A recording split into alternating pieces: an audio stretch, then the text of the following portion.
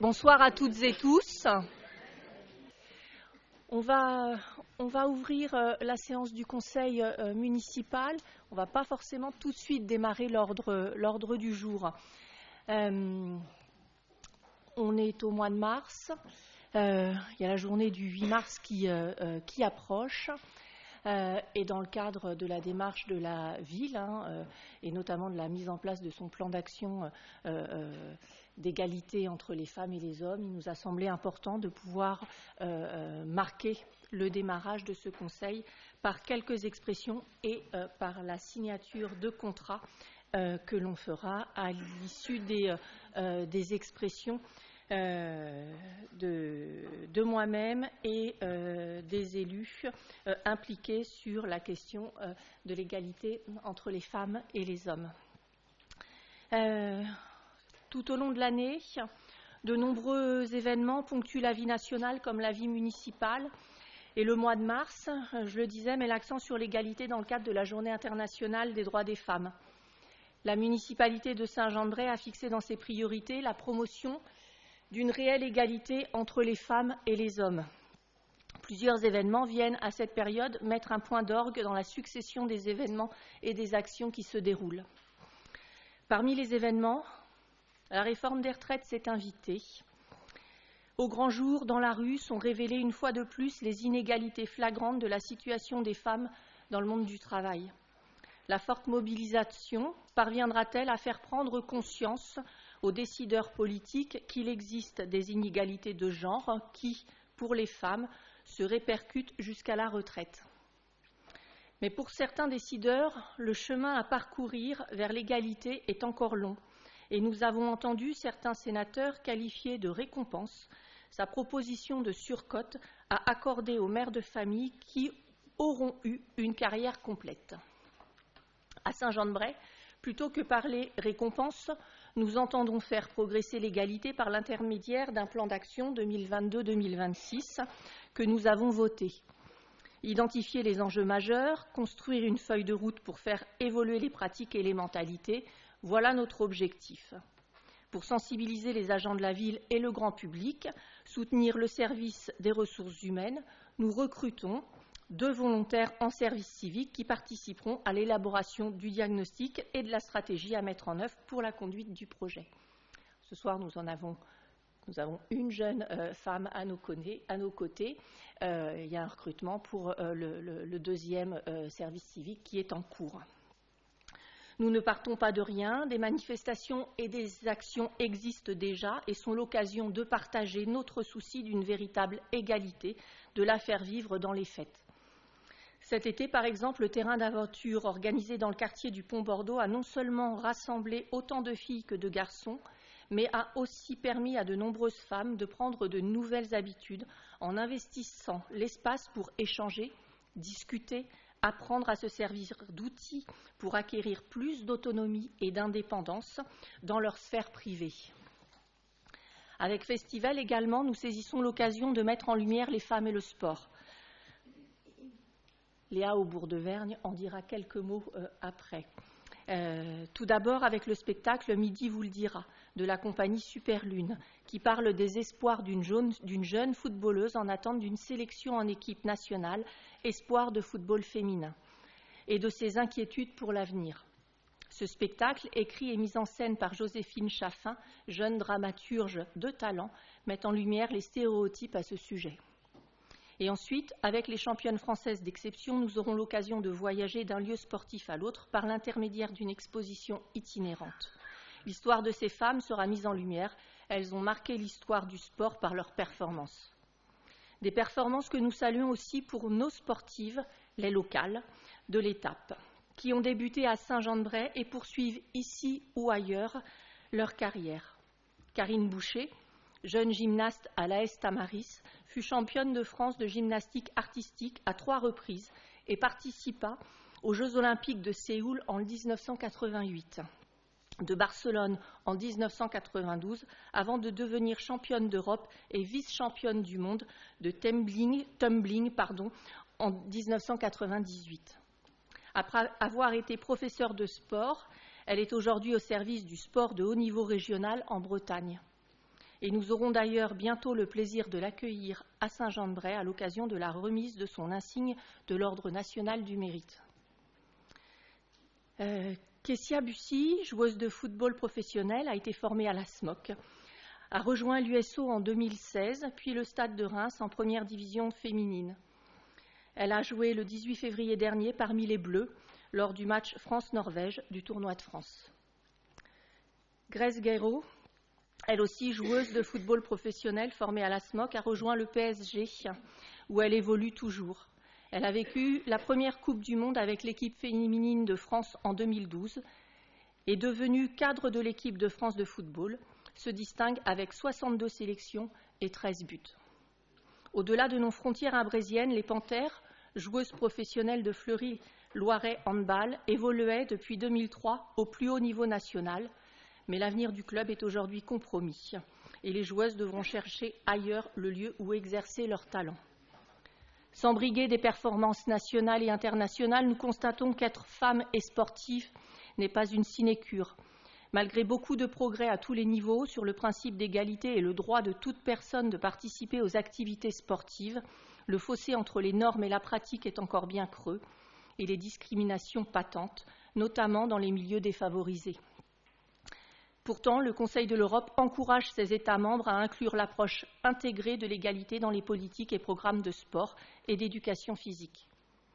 Alors, suivons ce précepte d'approche intégrée pour établir la base de notre plan d'action. Avec des angles égaux, femmes, sport, égalité, formons un triangle isocèle pour une société vivant en harmonie. Je vais du coup... Ça passe derrière moi, le diapositive. Voilà. Je vais laisser la parole à Léa Aubourg-de-Vergne et après à Colette Martin-Chabert. Oui, on peut passer le teaser du spectacle et puis après, tu auras la parole. Merci Madame le maire. Donc, je vais vous paraphraser sur quelques points.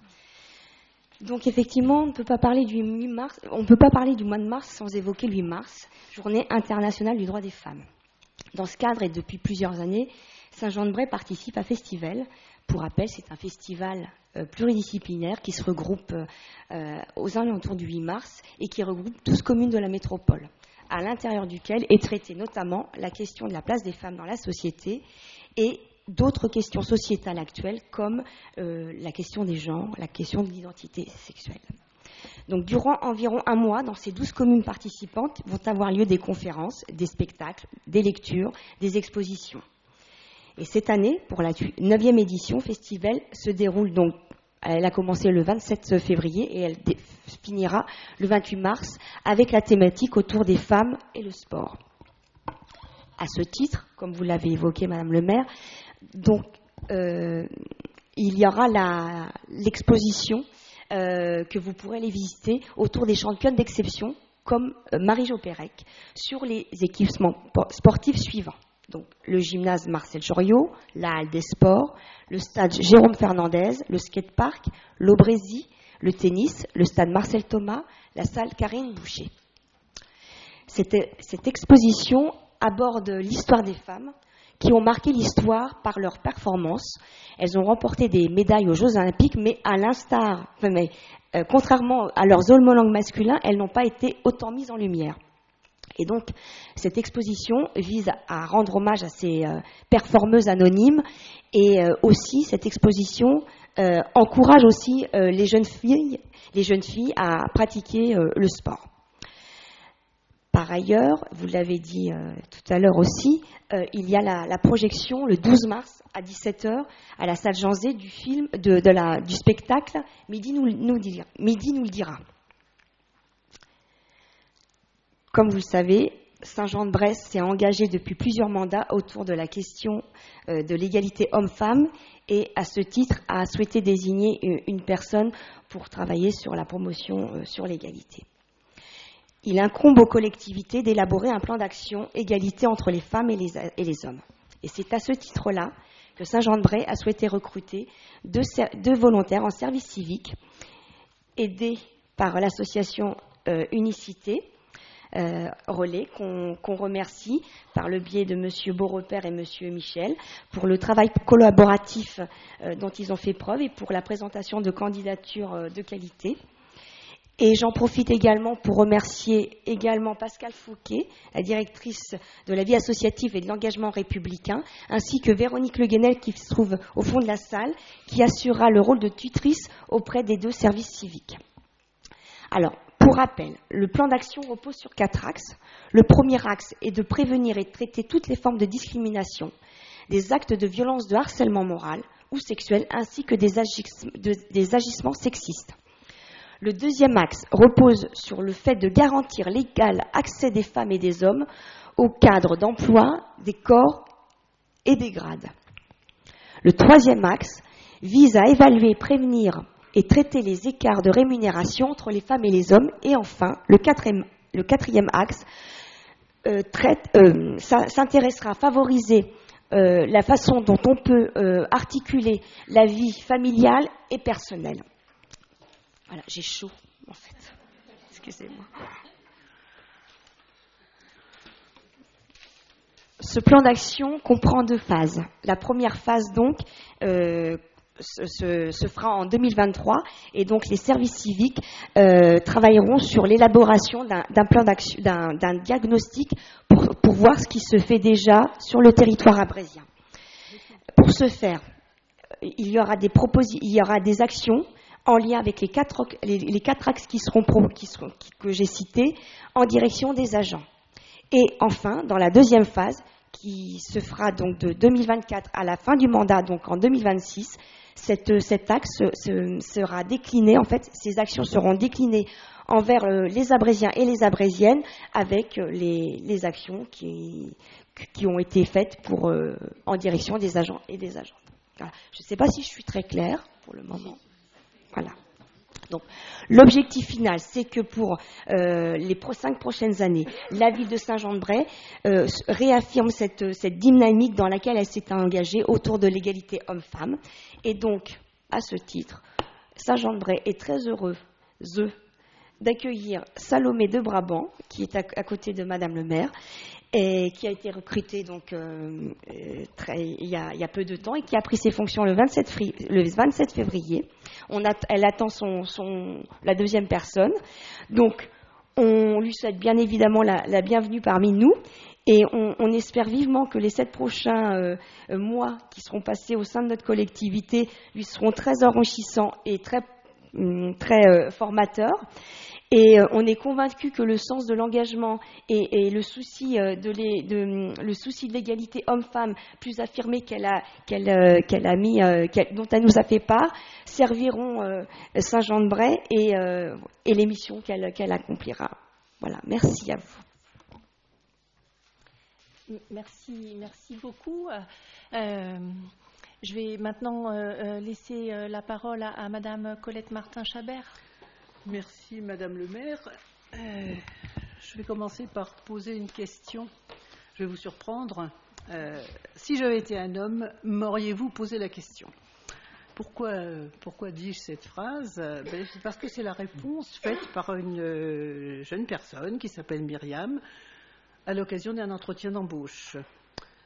Qu'est-ce qu'on lui avait demandé pour qu'elle réponde ? Si j'avais été un homme, m'auriez-vous posé la question ? Eh bien, on lui a demandé si elle se sentait capable d'assumer ses responsabilités et de se rendre disponible pour l'emploi auquel elle postulait alors qu'elle avait 3 enfants. Donc, si désormais des règles sont établies pour ne pas discriminer les candidates et les candidats dans leur sexe sur leur sexe ou leurs origines, ça n'empêche pas certains de poser de telles questions au mépris des règles qui sont fixées.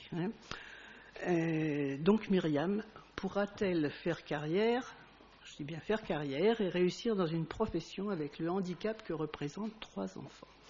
C'est vraiment aux yeux de son employeur. Moi, je ne parle pas pour moi.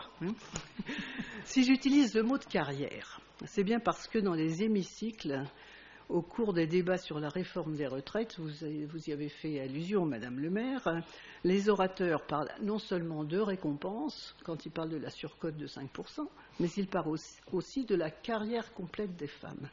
Alors, comme j'ai un esprit facétieux, j'ai pris mon livre de chevet qui s'appelle Le Petit Robert et j'ai cherché ce qu'était une carrière, hormis la carrière où on exploite les pierres.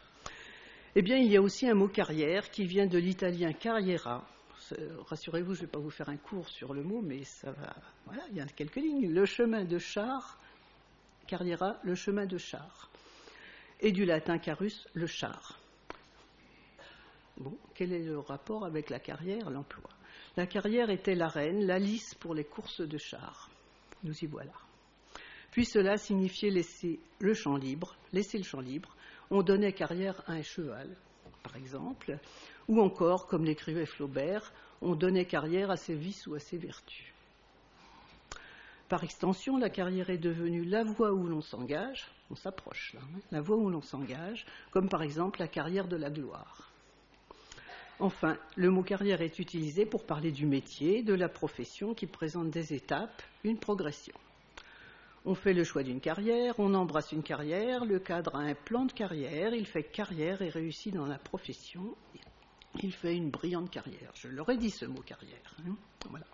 Donc en entendant ces propos autour de la carrière complète des femmes, j'ai aussitôt pensé à toutes ces anonymes qui ont travaillé, qui se sont arrêtés à la naissance d'un ou de plusieurs enfants, puis qui ont repris une vie professionnelle, un congé parental, après leur congé parental. Elles ont repris une vie professionnelle, mais ont-elles repris une carrière? Je me pose la question parce que je pense à la pénibilité du travail pour beaucoup d'entre elles, un travail de l'ombre, par exemple celui des femmes de ménage. Elles sont les invisibles, elles offrent aux cadres qui font carrière un bureau bien propre chaque matin, par exemple. Avec un parcours incomplet et haché, à temps partiel plus qu'à temps plein, ont-elles imaginé qu'un jour elles feraient carrière? Ou travaillent-elles tout simplement pour gagner leur vie, avec un si petit salaire que leur retraite ne risque pas d'être plafonnée, puisqu'elles seront au minimum. Donc si rien ne bouge, les femmes seront les grandes perdantes de la réforme des retraites. Prétendre le contraire relève du boniment, car les salaires des femmes sont inférieurs en moyenne de 22% à ceux des hommes. Ce sont les sources INSEE de 2022, elles sont vraiment toutes récentes. Et leurs pensions de droit direct, lorsqu'elles seront à la retraite, seront inférieures de 40% à celles des hommes. Voilà, le tableau est fait. Au moment où des événements se déroulent dans le cadre de la Journée internationale des droits des femmes, je mets volontairement l'accent sur cet aspect des inégalités qui provoque chez moi de la colère, une saine colère qui est partagée par beaucoup. Je la tempère cependant, en pensant que les consciences commencent à s'éveiller et s'éveilleront petit à petit sur la place et sur le droit des femmes. J'ai l'espoir qu'au contact des inégalités et des injustices qui sont révélées et dénoncées, la sensibilité au féminisme se construira et se conscientisera surtout. J'ai dit féminisme, le mot est souvent décrié et même critiqué, pas critiqué, mais ridiculisé. Le féminisme est pourtant essentiel. Il remet tout simplement en cause des rapports économiques, sociaux et culturels. Il nous mène vers une nouvelle éthique et dans une réflexion critique sur la construction d'un système qui ne respecte pas suffisamment la place de la femme dans la société, alors que l'égalité est bien au cœur de notre devise. Le 8 mars, Journée internationale droits des femmes, on l'a déjà dit plusieurs fois. Dans cette dénomination, il y a le mot droit. Et derrière le mot droit, moi j'entends justice sociale. Puisse notre engagement pour la promotion d'une véritable égalité entre les femmes et les hommes, avec les actions dont Léa a parlé à l'instant, et les manifestations de festivals, éveiller plus encore les consciences et nos actions porter leurs fruits. Il y a du travail. Merci beaucoup pour vos propos à toutes deux. Vous l'aurez compris, en tout cas l'importance pour nous de marquer chaque année au mois de mars, mais parce que ça nous permet de faire vitrine des actions que l'on mène, mais l'importance que revêt pour l'équipe municipale abrésienne que de travailler pour aboutir à l'égalité réelle entre les femmes et les hommes. Dans une assemblée paritaire par la loi, et pas forcément à l'identique dans l'ensemble des instances où l'on prend les décisions. On a encore un chemin important à parcourir pour que cette égalité soit effectivement reconnue et réelle, vécue réellement. Nous allons du coup, parce que si la jeune fille qui est à côté de moi est là ce soir, c'est bien pour que l'on puisse ensemble signer le contrat d'engagement. C'est comme ça que ça s'appelle. Je ne fais pas d'erreur. Voilà. Et puis, ça permet effectivement, au-delà de valoriser eh bien, votre engagement pour les 7 mois à venir au sein de la ville de Saint-Jean-de-Bray, de valoriser aussi eh bien, les actions du partenaire associatif qui s'engage ici et maintenant à Saint-Jean-de-Bray, mais qui s'engage évidemment avec d'autres collectivités et sur d'autres projets. Voilà, donc on va pouvoir procéder à la signature.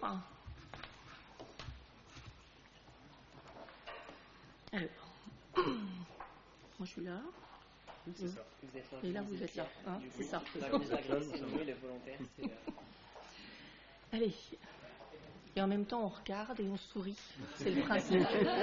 Il faut faire semblant de signer. Il faut faire un sourire en regardant le mariage. Merci pour moi aussi. Hein. T'inquiète pas, moi c'était pareil. Donc là, on sourit et on regarde et après on signe.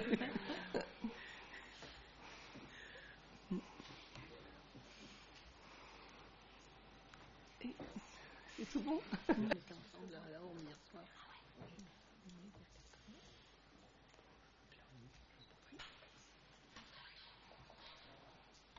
Hop, on me permet de dire quelques mots.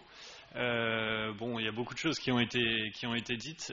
Moi, simplement, je voudrais vous remercier la ville de Saint-Jean-de-Bray pour cette belle opportunité qui est offerte à Salomé.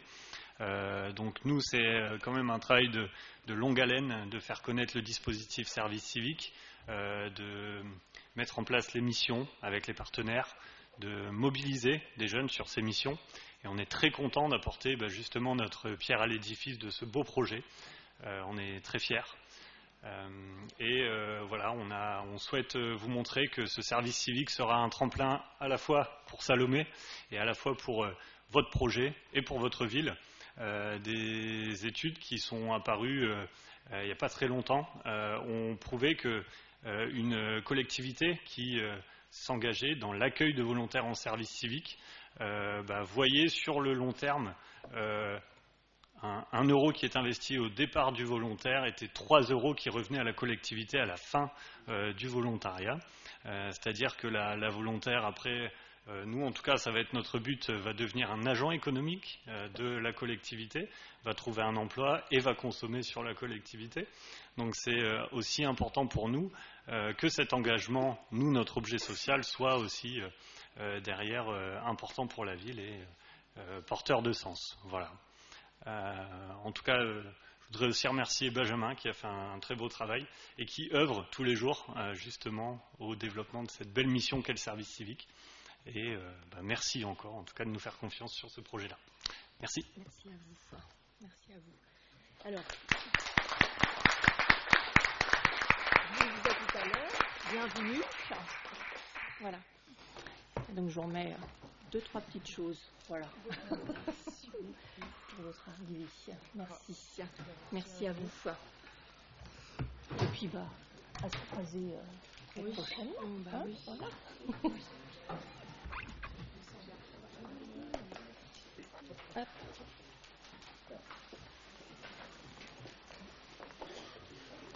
Voilà, nous allons pouvoir reprendre le cours de la séance habituelle. Et nous allons donc procéder à l'appel. Bonsoir, mesdames et messieurs. S'il vous plaît, Brigitte Jallet. Présent. Yassine Bazumgoula. Présent. Catherine Girard. Christophe Lavial. Présent. Madame Véronique Buridago.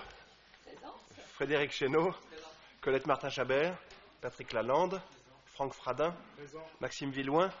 Christophe Cizaret, Blaise Aurélien Kamedje Chokobou, Anne-Marie Accard, Romain Mercier, Céline Droussilla qui donne pouvoir à Véronique Buridago, Pierre-Cécile Ruffion-Monnier, Ghislaine Hureau, Jawad Boyadine qui donne pouvoir à Colette Martin-Chabert, Léa Aubourg-de-Vergne, Jean-Claude Marino, Florence Moreau, Timothée Lucius qui donne pouvoir à Christophe Lavial, Laurence Lemay, Mehdi de la Rochefoucauld, qui devrait nous rejoindre, Laurence Adreau, Lydie Perrin, Jean-Emmanuel Rennelier, Pascal Javois, Karine Prigent, Saad Ouarab, Jean-Noël Robin, Christine Bourret qui donne pouvoir au même Jean-Noël Robin, et enfin Karine Tafoureau. Je vous remercie. Le quorum est atteint. Nous avons donc à désigner le secrétaire de séance. Je vais proposer à Monsieur Mercier. Merci à vous. Nous avons donc à approuver le PV du Conseil municipal du 16 décembre. S'il n'y a pas de remarques particulières, nous allons donc procéder au vote. Qui est contre? Trois contre, pardon, oui. Qui s'abstient? Merci. Le point suivant étant donc une subvention au Secours populaire du Loiret concernant la solidarité en direction donc de la Turquie et de la Syrie. Nul besoin de faire état de ce que tous ici avons en connaissance, à savoir évidemment les séismes qui ont ravagé une partie de la Turquie et de la Syrie début février. Un nombre de morts conséquents, de nombreux blessés et des millions de personnes sinistrées. Il nous semblait indispensable, tout comme nous l'avons fait pour d'autres causes il y a pas si longtemps que ça, l'année dernière, mais pour d'autres raisons, mais aussi les années précédentes, de pouvoir en tout cas participer à l'effort de solidarité en direction des populations qui se retrouvent aujourd'hui en très très grande difficulté et précarité. Donc, on souhaite s'engager donc pour apporter une aide directe aux victimes via le secours populaire, fort de son expérience dans les situations d'urgence, qui est pleinement mobilisé aux besoins des populations turques et syriennes qui sont frappées par le séisme. Le Secours populaire a déjà mobilisé le fonds d'urgence, débloqué 100 000 euros. L'aide consiste évidemment d'abord en des kits alimentaires, sanitaires et d'hygiène et en mise à l'abri des populations. Et puis viendra après l'accompagnement des personnes vulnérables. On considère que le Secours populaire est en capacité d'agir vite avec son partenaire libanais, DPNA, et les organisations de son réseau euro-méditerranéen pour la solidarité. Donc, nous proposons donc d'allouer une somme de 6 000 euros au Secours populaire du Loiret dans le cadre de l'opération Urgence Séisme Turquie-Syrie qu'elle déploie. Et le Secours populaire du Loiret reversera cette aide au Secours populaire national qui en fera bon usage pour les besoins sur place. Donc, il vous est donc proposé ce soir d'attribuer, donc, je le disais, au Secours populaire une aide exceptionnelle de 6 000 euros. S'il y a des expressions avant que l'on procède au vote, non. Donc, je vous propose d'allouer cette subvention. Donc, qui est contre? Qui s'abstient? Merci. À l'unanimité, merci. Le deuxième point étant la subvention de projet à l'association Le Sel Abrélien dans le cadre du budget participatif. Et je donne la parole à Madame Buridago. Merci Madame le maire. Donc, dans le cadre de la politique associative de la ville qui soutient les associations, on a ouvert à celle-ci la possibilité de déposer des projets dans le cadre du budget participatif. le CEL Abrélien a soumis un projet dans le cadre de cette campagne qui consiste à développer un jardin des arômes autour du troc-plante rue Jean-Zay, en face de la Poste et juste à côté de la Maison de la Vie associative. Il y aura des aménagements avec bacs et plantations, des ateliers qui seront organisés autour des aromates, et ces aromates plantés seront en libre service pour les Abrésiens. Voilà, ceci étant exposé, il est proposé au conseil municipal de verser une subvention de projet de 7 000 € au titre du budget participatif à l'association Le CEL Abrélien. Merci. Est-ce qu'il y a des questions? Non. Donc, qui est contre? Qui s'abstient? Donc, à l'unanimité, merci. Une subvention de projet à l'association L'Abeille Abrésienne dans le cadre du budget participatif 2022. Toujours Madame Bury-Dago. Merci Madame le maire. Donc, toujours dans le même cadre du budget participatif, l'association L'Abeille Abrésienne a soumis un projet. Ce projet consiste à installer des harpes électriques dans les ruchers pour lutter contre le frelon asiatique. Alors, il y a une erreur de frappe. Ce ne sont pas 2 harpes qui vont être installées, mais entre 8 et 9 harpes. Il est proposé au conseil municipal de verser une subvention de projet de 3 000 € au titre du budget participatif 2022 à l'Abeille Abrésienne. Merci. Est-ce qu'il y a des questions? Non. Donc, qui est contre? Qui s'abstient? À l'unanimité, merci. Maintenant, il s'agit d'évoquer la subvention de projet à la SMOC Handball, section de la SMOC générale, et je cède la parole à Monsieur Cizaret. Merci Madame le maire. En fait, si vous le permettez, je traiterai les 2 délibérations de la même manière, puisqu'il s'agit du même cas de figure. En fin d'année dernière, nous avons mis au point les dernières conventions avec les associations, et en particulier avec la SMOC générale.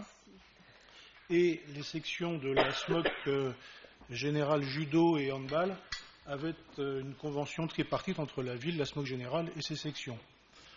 Nous avons signé avec la SMOC générale une convention sur une année seulement, de façon à ce qu'il puisse être établi avec les différentes sections toutes les modalités et tous les objectifs qui vont permettre de suivre les conventions sur les années à venir.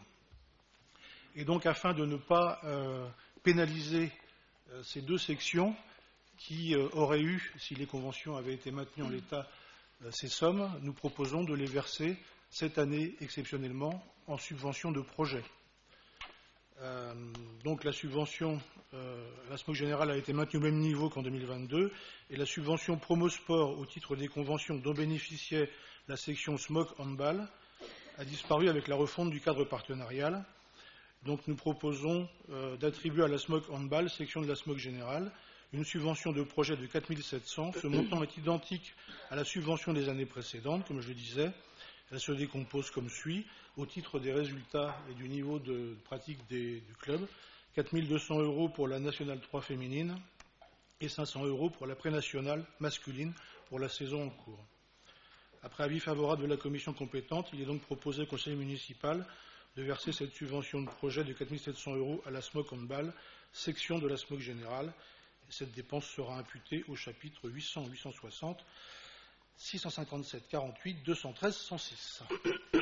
Et la même chose sur un montant, il faut peut-être les voter. On les votera, oui, on les votera séparés. Et donc dans le même cadre pour la SMOC judo, un montant de 3 000 € qui lui est plus axé sur l'inclusion du sport adapté au niveau du judo et la formation des arbitres sportifs. Voilà, un montant de 3 000 €.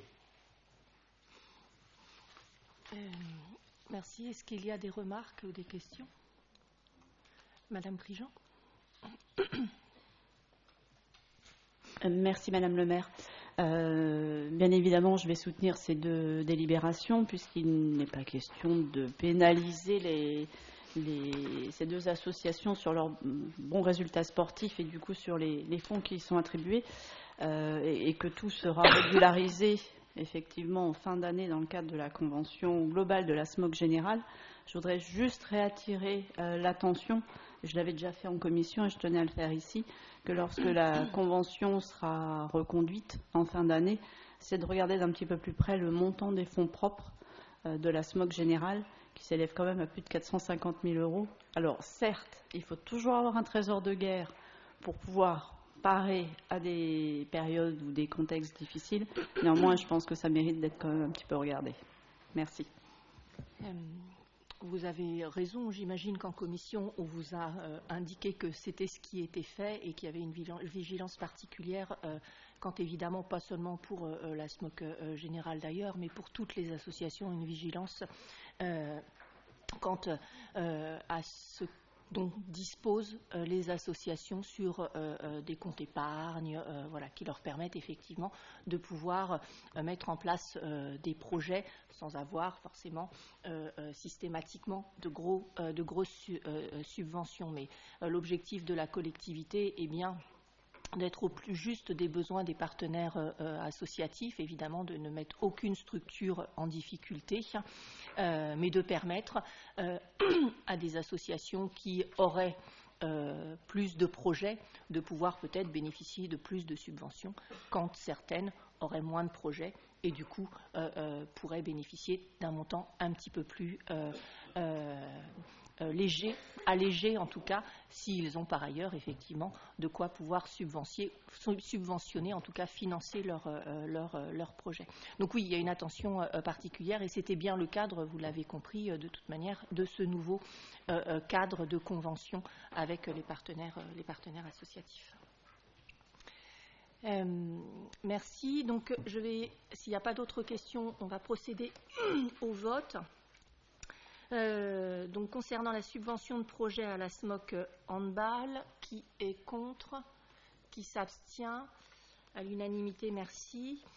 Concernant donc la subvention de projet à la SMOC judo, qui est contre, qui s'abstient, à l'unanimité, merci.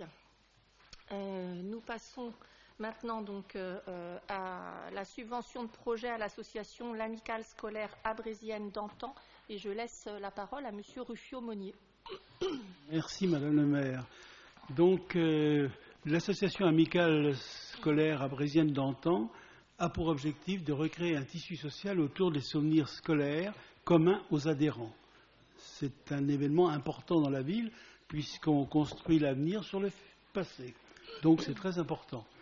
Les adhérents se retrouvent pour mettre en commun des documents d'archives, construire des maquettes ou produire des expositions.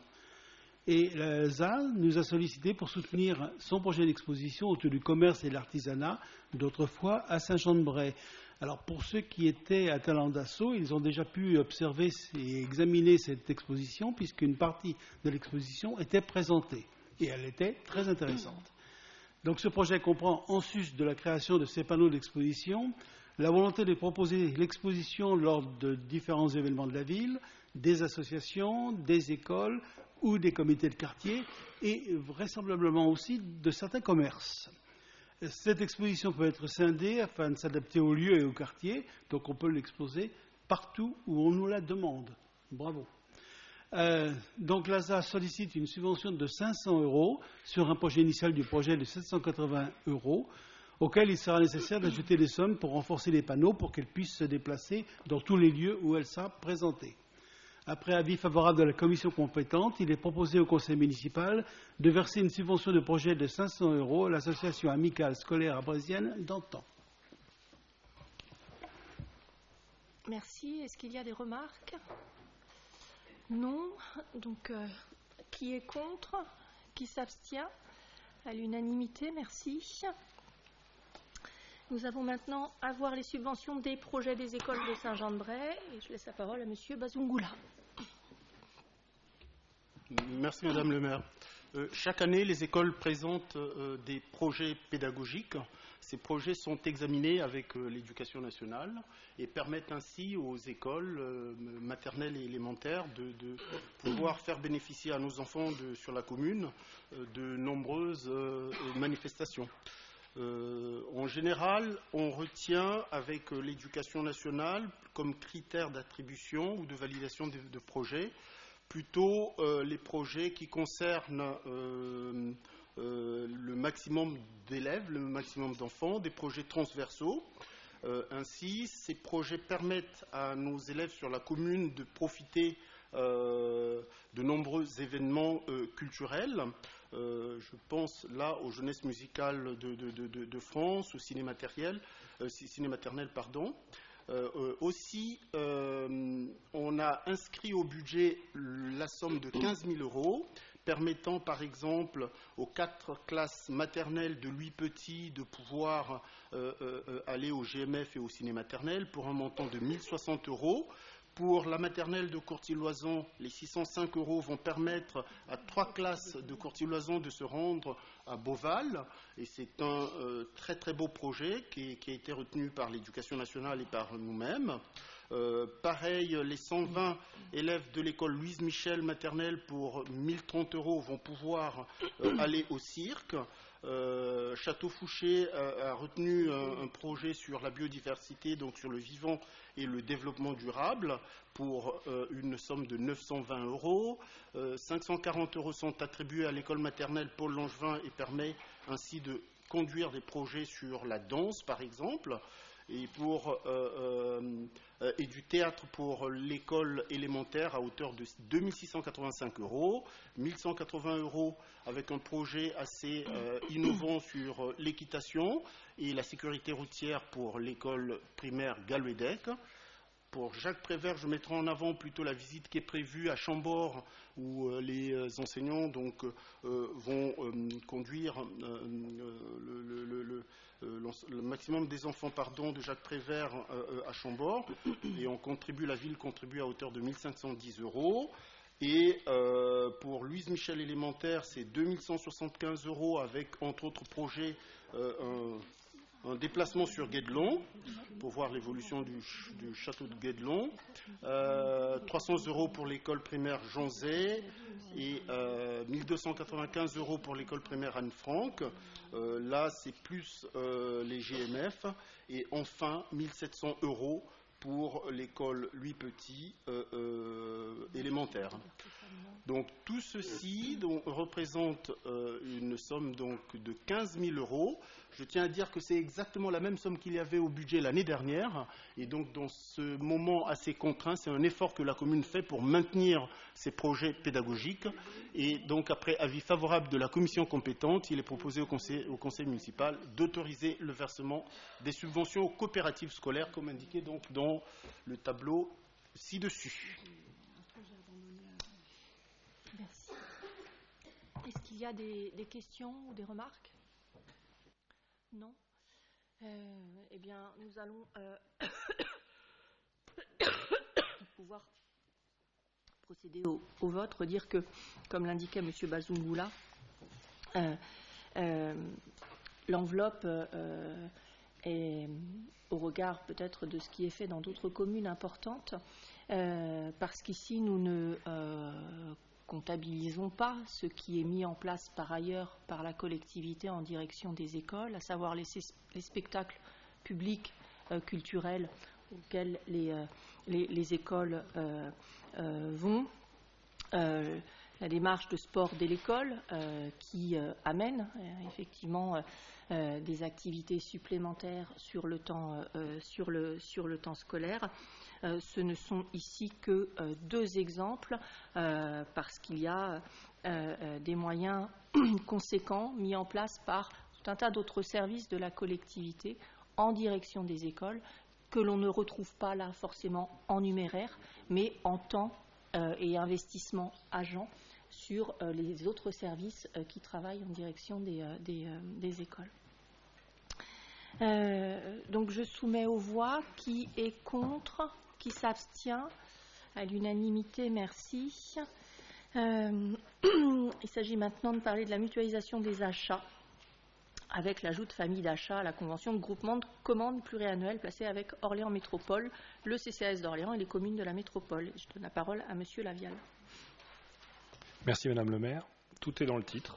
Donc il s'agit de parler de la mutualisation des achats et en l'occurrence c'est une délibération récurrente de procéder à l'ajout de familles d'achat. Vous savez qu'il y a un groupement de commandes donc, qui effectivement réunit sous la coordination d'Orléans Métropole, Orléans Métropole, la ville d'Orléans, le CCAS d'Orléans et les 21 autres communes de la métropole. Et au titre de ce groupement de commandes, il est proposé régulièrement des familles d'achats qui permettent de mutualiser les achats et donc d'obtenir de meilleures conditions en termes de marché public. Donc la procédure consiste pour la métropole de proposer l'ouverture de familles d'achat, puis ensuite les communes sont sollicitées, se positionnent ou non sur les familles d'achat ainsi ouvertes. Voilà, donc pour 2023, suite à l'interpellation de la métropole, la commune de Saint-Jean-de-Bray a proposé d'adhérer aux familles d'achat dont vous avez la liste. Et donc il est proposé au conseil municipal d'approuver l'ajout de ces familles d'achat à la convention de groupement de commandes passée avec Orléans Métropole, le CCAS d'Orléans et les communes de la métropole, d'autoriser Madame le maire à signer tous les documents afférents et d'imputer les dépenses sur les crédits inscrits au budget.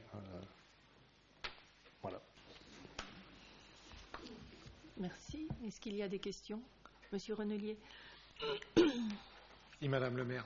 Nous allons voter pour ce projet de délibération, mais je vais reprendre le point qu'on avait discuté dans la commission finances. C'est bien de grouper et de tout mutualiser, mais à la fin, on n'a plus qu'un opérateur. Et quand on n'a plus qu'un opérateur, on perd des compétences parce qu'il y a obligatoirement certains opérateurs qui disparaissent sur le marché.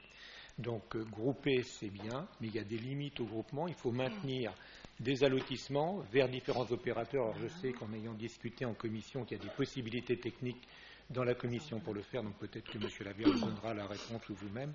Mais c'était un point important à rappeler qu'il faut maintenir de la diversité dans le tissu économique. Sinon, à la fin, on n'a plus qu'un opérateur qui nous impose ses prix. Monsieur Lavial. Oui, alors sur ce point, juste pour dire que c'est par exemple l'exemple des familles d'achat qu'on a ici. Enfin, il se trouve que si on regarde, et vous êtes conseiller métropolitain, donc vous pouvez voir dans les décisions les affectations des marchés publics.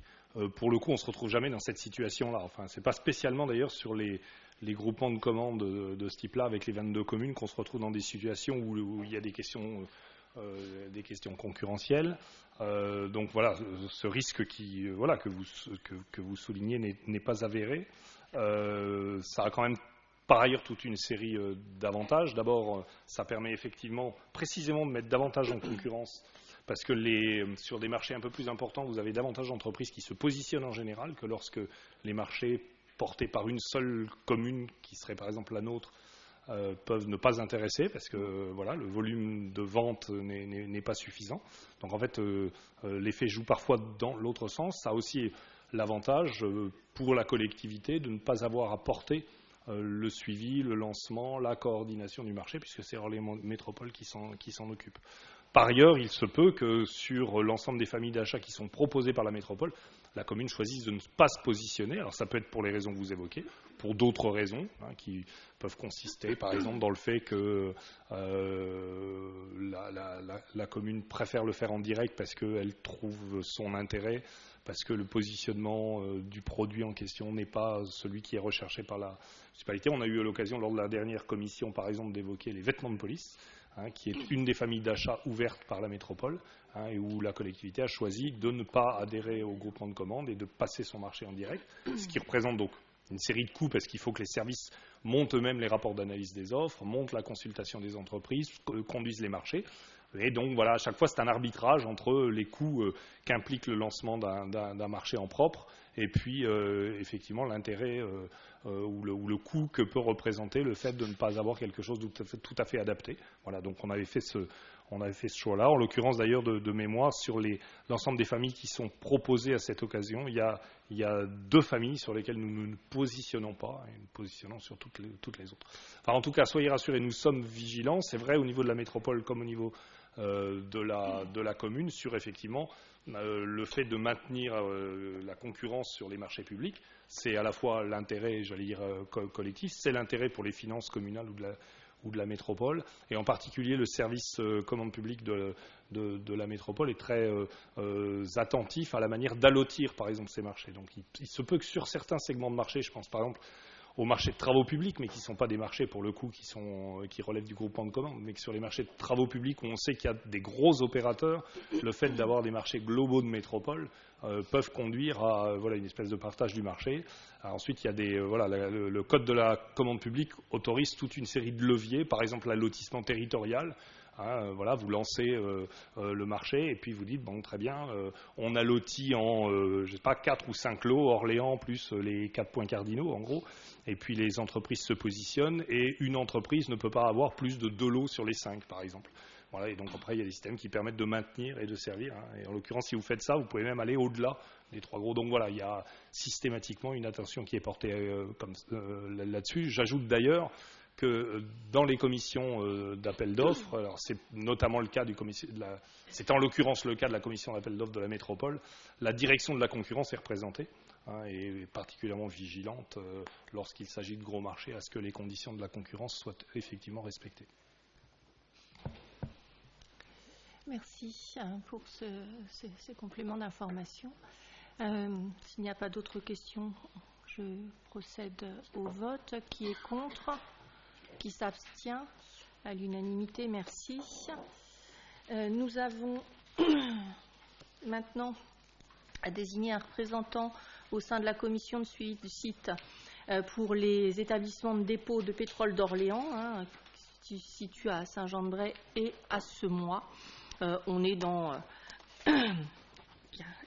une remise à plat des membres sans qu'il y ait de modification des collèges. Mais il y a nécessité de repasser ces désignations dans les instances. C'était effectivement M. Frédéric Chéneau qui, jusque-là, représentait la ville au sein du collège donc des collectivités territoriales.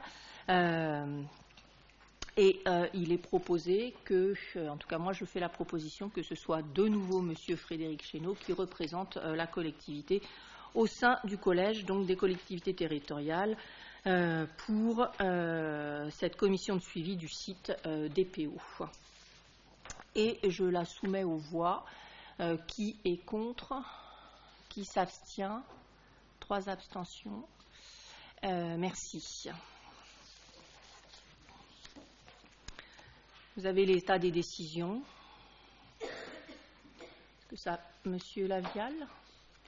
Oui, juste parce que je lis toujours avec énormément d'intérêt l'ensemble des décisions qui sont prises là. Et en tout cas, juste pour souligner, à partir de la décision 21 et puis celles qui suivent, la démarche systématique des services et des élus référents d'aller chercher des subventions sur nos projets d'investissement. Je vois sollicitation de subventions, par exemple, pour la réhabilitation de la halle des sports, sollicitation de subventions au titre de la DSIL pour les travaux sur le groupe scolaire Jacques Prévert, subvention également pour le même groupe scolaire Jacques Prévert auprès du conseil départemental du Loiret, également auprès du conseil départemental du Loiret pour l'opération de restructuration du groupe Galwedec. Là aussi, la DSIL est mobilisée. Donc voilà, c'est, je crois, tout à fait essentiel dans le financement de nos projets d'investissement d'aller systématiquement rechercher l'ensemble des subventions. C'est un vrai travail parce qu'il y a beaucoup de robinets, j'allais dire, beaucoup de guichets. Et donc, voilà. Au conseil départemental, on a une information qui est directe par votre intermédiaire, Madame le maire. Par l'État également, les organismes du type de l'ADEME, par exemple, sur l'ensemble de ce qui peut relever de la transition énergétique. Dans le cadre, sur le sujet de la halle des sports, ça peut être l'ensemble des organismes qui accompagnent, notamment dans la perspective de Paris 2024. Enfin, voilà, en tout cas, c'est un vrai travail qui est consommateur, là aussi, j'allais dire, de temps humain, mais qui est tout à fait essentiel dans le financement de notre programme pluriannuel d'investissement. Donc je voulais le souligner à cette occasion.